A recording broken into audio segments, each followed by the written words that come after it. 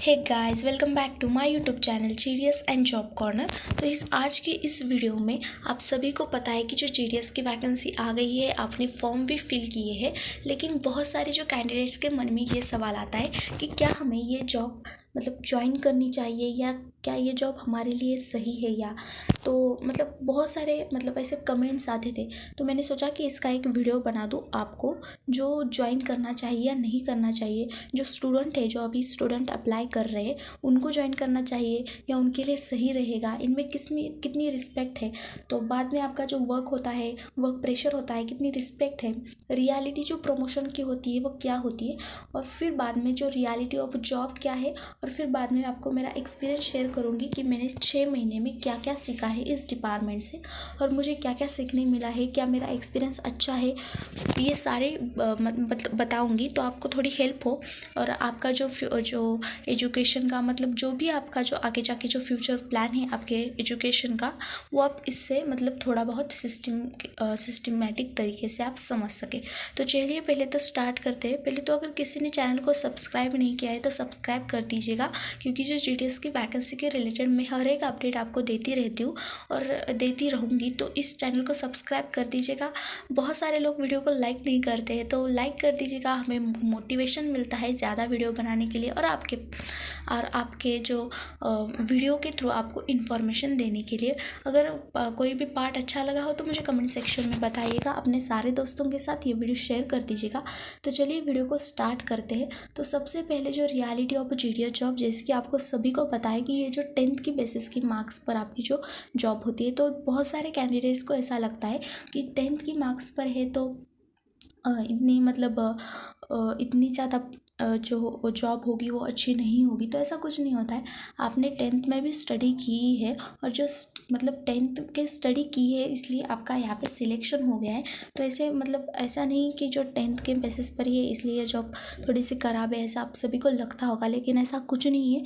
जैसे कि आप सभी को पता है कि ये सेंट्रल गवर्नमेंट जो इंडिया पोस्ट की तरफ से आ गई है, तो ये सेंट्रल गवर्नमेंट की जॉब है और आपको इसमें 10th के मार्क्स पर आपकी जो है वो आपका सिलेक्शन हो जाता है। मैंने बहुत सारे ऐसे कैंडिडेट्स देखे हैं, हमने अपने डिपार्टमेंट में जो मेरा डिवीज़न है वहाँ पे भी है जो जीडीएस से पीए बने हैं और कुछ तो इंस्पेक्टर की जो एग्ज़ाम दे रहे हैं।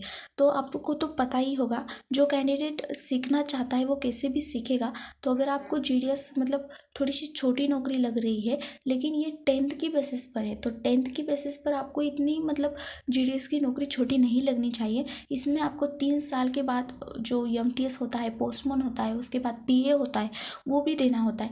तो आप जीडीएस की नौकरी पर ही मत लीजिएगा, लेकिन एक बार आप जीडीएस में आ गए ना, तो आपको जो प्रमोशन की जो एग्ज़ाम होती है वो देनी पड़ती है। और जो प्रमोशन की एग्ज़ाम आप जीडीएस के आपका जो क्राइटेरिया पूरा हो जाएगा, जो एमटीएस पोस्टमैन के लिए 5 ईयर्स का होता है, अगर आपने जीडीएस को 5 ईयर्स कंप्लीट किए तो आप पोस्टमैन या एमटीएस की एग्ज़ाम दे सकते हो। और ये सिर्फ अपने डिपार्टमेंट वालों के लिए होती है। उनमें सीट का जो होते हैं वो अपने डिपार्टमेंट वाले के होते हैं। जो उसका कट ऑफ जाता है वो बहुत ही लो जाता है, सिर्फ आपको वो क्वालिफाई एग्ज़ाम करनी पड़ती है। तो थोड़ा सा कंपटीशन यहाँ पे कम रहता है। लेकिन आप बाहर से अगर फॉर्म फिल करोगे तो आपका कंपटीशन इतना हाई जाएगा कि बहुत सारे कैंडिडेट इसमें अप्लाई कर सकते हैं और आपका कट ऑफ भी हाई जाता है। लेकिन अगर आप जीडीएस का क्राइटेरिया पूरा करते हो और पोस्टमैन एमटीएस का एग्ज़ाम देते हो तो आपका जो कट ऑफ है ज़्यादा इतना ज़्यादा नहीं जाता है, लेकिन तकरीबन जाता है थोड़ा सा, और आपको वहाँ पे क्वालिफाई करना पड़ता है और आपकी सिलेक्शन के चांसेस 99% हो जाते हैं। तो आप तो आपको समझ में आ गया होगा कि जीडीएस जॉब अगर आप करते हो अचीव, तो आपको जो फ्यूचर के लिए भी आप एक सेफ जॉब रख सकते हो। तो जो स्टूडेंट लोग हैं वो जॉब अप्लाई कर सकते हैं या उनको जॉब अप्लाई करना सही रहेगा, ये भी मैं बताऊंगी। क्योंकि बहुत सारे जो स्टूडेंट हैं उनका जो कोई जो नीट की प्रिपरेशन कर रहा होगा या कोई जेईई की प्रिपरेशन कर रहा होगा, उनका जो है वो ड्रॉप लेने की सोच रहे होंगे 1 ईयर की। और एक जन मुझे कमेंट किया था कि मैं नीट का जो ड्रॉप है वो ले रहा हूँ 1 ईयर के लिए, तो मैं इस जॉब के लिए अप्लाई कर सकता हूँ या मेरे लिए जॉब सही है। तो देखिए, अगर आप स्टूडेंट हैं, कौन सी भी तैयारी कर रहे होंगे, तो आपको अगर नीट करना है तो आप नीट ही करिए, मतलब इसमें मत आइए, क्योंकि मतलब अगर आपका 1 साल के बाद नीट में लग जाएगा ना तो आप ये नौकरी छोड़ देंगे। तो इससे पहले ही अगर आप एक सीट मतलब बर्बाद करने से पहले आप इसमें ज्वाइन मत कीजिएगा और नीट पर ही फोकस कर लीजिएगा, क्योंकि आपका नीट का फोकस है तो आप उसमें ही अचीव कर लीजिएगा, उसमें ही पूरा स्टडी का टाइमिंग लगा दीजिएगा।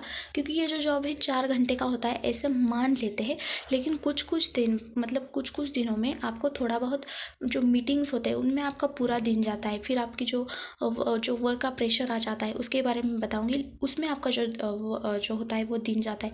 तो टारगेट आते हैं उसमें आपका समय जाता है। तो कुछ कुछ दिन में बहुत सारे मतलब काम आते हैं, बहुत सारे ट्रांजेक्शन करने होते हैं, तो उसमें भी आपके कुछ समय जाता है। तो मतलब आप अपने स्टडी के लिए प्रॉपर टाइम नहीं दे पाओगे। नीट या जेईई या कौन सी भी एग्ज़ाम देना चाहते हो और वो उनका फोकस है, वो अचीव करना चाहते हो, गोल हो, तो ये मतलब ये मत ज्वाइन कीजिएगा। क्योंकि आप अगर वही करोगे तो मतलब आप अगर वही करना चाहते हो तो आपको वहाँ पे मतलब स्टडी के लिए पूरा टाइमिंग मिल सकता है। तो इसमें मत आइएगा। मेरी एक फ्रेंड थी जिसने नीट का ड्रॉप लिया था और उसने ये ज्वाइन किया था, लेकिन 2-3 मंथ में ये छोड़ दिया क्योंकि उसको नीट की प्रिपरेशन करनी थी और उसका जो स्टडी है वो टाइम से नहीं हो रहा था। तो इसलिए मैं आपको जो उसका एक्सपीरियंस है वो शेयर कर रही हूँ कि क्या उसका एक्सपीरियंस है। तो ये बात है, जो नीट और जेईई की तैयारी कर रहे हैं या ड्रॉप ले रहे हैं 1 ईयर का, और जो अलग तैयारी कर रहे हैं मतलब जो कॉम्पिटिटिव एग्ज़ाम्स की तैयारी कर रहे हैं, उनके लिए ये जॉब मतलब अच्छा है। क्योंकि आपका अगर कॉम्पिटिटिव एग्ज़ाम में नहीं होता है, आपका मतलब जो नीट और जेईई का बहुत सारे कैंडिडेट्स गोल रखते हैं लेकिन वो अचीव नहीं कर पाते, तो 1-2 साल का वो ड्रॉप लेते हैं, फिर भी वो अचीव कर लेते हैं। लेकिन कुछ कुछ जो कैंडिडेट होते हैं ना कॉम्पिटिटिव एग्ज़ाम में दे रहे हैं, उनका अगर मतलब कॉम्पिटिटिव एग्ज़ाम पास नहीं करते तो उनके लिए एक सेफ जॉब रहती है कि आप इस जॉब के साथ भी जो अपनी कॉम्पिटिटिव एग्ज़ाम की तैयारी भी आगे जाके मतलब कर सकते हो। तो जो लोग कॉम्पिटिटिव एग्ज़ाम दे रहे हैं उनके लिए तो ये जॉब बहुत ही अच्छी है, क्योंकि आपको थोड़ा टाइमिंग भी मिलेगा स्टडी के लिए और आपके पास एक जॉब भी रहेगी। तो ये बात होगी जो जीडीएस जॉब किनको मतलब ज्वाइन करना चाहिए। तो मेरा एक्सपीरियंस है, लेकिन आपको अगर करना चाहते हो जॉब तो कर सकते हो। बाद में आपको अपॉर्चुनिटीज़ भी है जो प्रमोशन की है 5 साल के बाद, तो आप वो कर सकते हो। लेकिन जो मेरा एक्सपीरियंस है मैं आपको बता रही हूँ। और तो हम चले तो पहले तो बात करते हैं कि जो वर्क होता है, जैसे आप सभी को पता है बीपीएम एबीपीएम का वर्क क्या होता है। बीपीएम को जो ट्रांजेक्शन के रिलेटेड सारे जो होते हैं वो आपको लेने पड़ते हैं, और जो एबीपीएम को होता है वो आर्टिकल देने पड़ते हैं। तो ये 4-5 घंटे में आप निपटा के अपनी बीओ से आ सकते हो। जो रिस्पेक्ट होती है वो कितनी होती है, तो देखिए जैसे कि जो पोस्टल डिपार्टमेंट में जो सबसे लोवेस्ट जो होती है वो जीडीएस की जॉब होती है, क्योंकि वो 10th के बेसिस पर होती है और उसके आगे आगे जाके आपकी एमटीएस, पोस्टमैन, पीए, इंस्पेक्टर या आप जो है वो भर सकते हैं। लेकिन जो सबसे लोवेस्ट होती है वो जीडीएस की होती है, लेकिन इस पर रिस्पेक्ट होती है क्योंकि आप देख सकते हो अगर आपके पोस्टल डिपार्टमेंट में 1-2 पीए होंगे तो बहुत सारे जीडीएस होते हैं।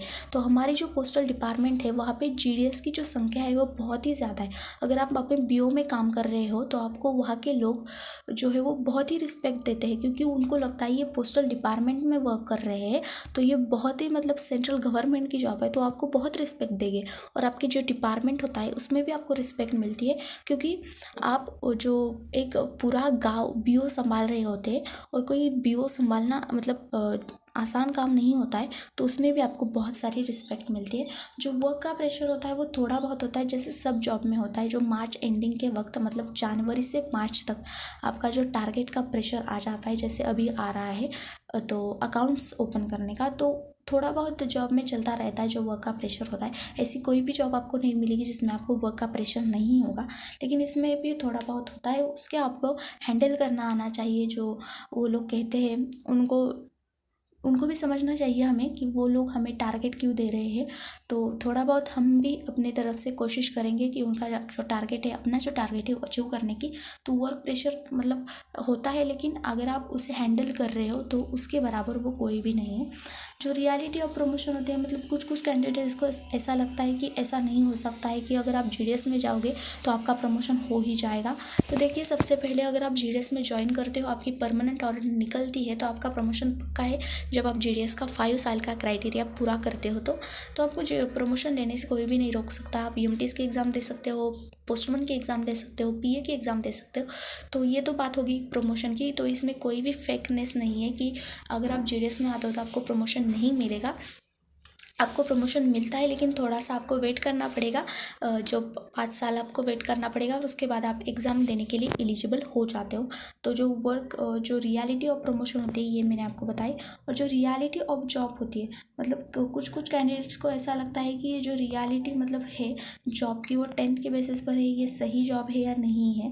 तो देखिए, मैंने आपको बताया कि स्टूडेंट के लिए, मतलब कौन किस स्टूडेंट के लिए अच्छी है। और जो कॉम्पिटिटिव एग्ज़ाम दे रहे हैं उनके लिए एक सेफ जॉब रहती है, वो अपनी स्टडी के साथ साथ ही भी ये जॉब कर सकते हैं। लेकिन अगर रियलिटी में देखोगे तो जॉब मतलब 3-4-5 घंटे की है। अगर आप अपने जो बीओ है, आपके जहाँ पे रहते हो, जहाँ पे आपका होम टाउन है, वहाँ से अगर आपका बीओ मतलब ज़्यादा दूर नहीं है, तो आप अपने घर से भी बीओ में जाके आके जो काम है कर सकते हो। और अगर थोड़ा बहुत दूर है तो आप 1 साल मतलब वहाँ पे करके फिर आपका जो ट्रांसफ़र है वो ले सकते हो। तो थोड़ी दिन आपको एडजस्ट करना पड़ेगा, लेकिन बाद में आपका जब बीओ आपके जो होम टाउन है वहाँ पे आ जाएगा, तब आपको स्टडी के लिए भी पूरा टाइम मिलेगा और आप फैमिली के साथ भी रह सकते हो। और आप 4-5 घंटे में काम करके आप स्टडी भी कर सकते हो। आपके पास एक सेफ जॉब भी रहती है। और ऐसा नहीं होता है कि पोस्टल डिपार्टमेंट वाले आपको सिर्फ पोस्टल डिपार्टमेंट की ही एग्ज़ाम देने के लिए पड़ता है, तो आपको वो जो एग्ज़ाम दूसरे जो कॉम्पिटिटिव एग्ज़ाम होते हैं वो भी देने के लिए परमिशन दे देते हैं। तो ये बात आप ध्यान में रखिएगा। तो ये थी आज की वीडियो, जिसमें मैंने आपको जो रिस्पेक्ट होती है, वर्क का प्रेशर होता है, इसके बारे में बताया। और मेरा एक्सपीरियंस कैसा है ये मुझे बताने की कोई ज़रूरत नहीं है, क्योंकि मैं कॉम्पिटिटिव एग्ज़ाम की तैयारी कर रही हूँ। तो मुझे एक सेफ जॉब रहती है कि अगर आप कॉम्पिटिटिव एग्ज़ाम दे रहे हो तो आपको 2-3 साल तो वेट करना ही पड़ता है जो एग्ज़ाम क्रैक करने के लिए। तब तक मेरे पास ये जॉब है। और अगर मेरा मान लीजिए कॉम्पिटिटिव एग्ज़ाम में नहीं हुआ, तो ये जॉब के साथ साथ मैं आगे जाके प्रमोशन भी पा सकती हूँ। तो ऐसा मेरा मतलब प्लान है। और मेरा एक्सपीरियंस अच्छा है। थोड़ी बहुत मतलब कठिनाइयाँ आती है पहले तो, और अभी तो बहुत आ रही है, क्योंकि जो प्रेशर है आ रहा है टारगेट का, तो अकाउंट्स ओपन करने का, तो हमें हैंडल करना आना चाहिए, बाकी इसमें कुछ नहीं है। और जो भी वीडियो मैंने पहले बनाई है वो भी आप जाके देख आइएगा। उसमें भी मैंने आपको जो बीपीएम और एबीपीएम का वर्क होता है वो भी डिटेल में समझाया है। तो आई होप ये आपको वीडियो अच्छी लगी हो, आपको सारे डाउट्स जो जीडीएस के रिलेटेड है वो सॉल्व हो गए हो। अगर नहीं हुए हो तो मुझे कमेंट सेक्शन में बताइएगा, मैं आंसर देने की पूरी कोशिश करूँगी। तो मिलते हैं नेक्स्ट वीडियो में, तब तक के लिए stay tune, stay updated. Thank you so much. और चैनल को सब्सक्राइब नहीं किया है तो सब्सक्राइब कर दीजिएगा।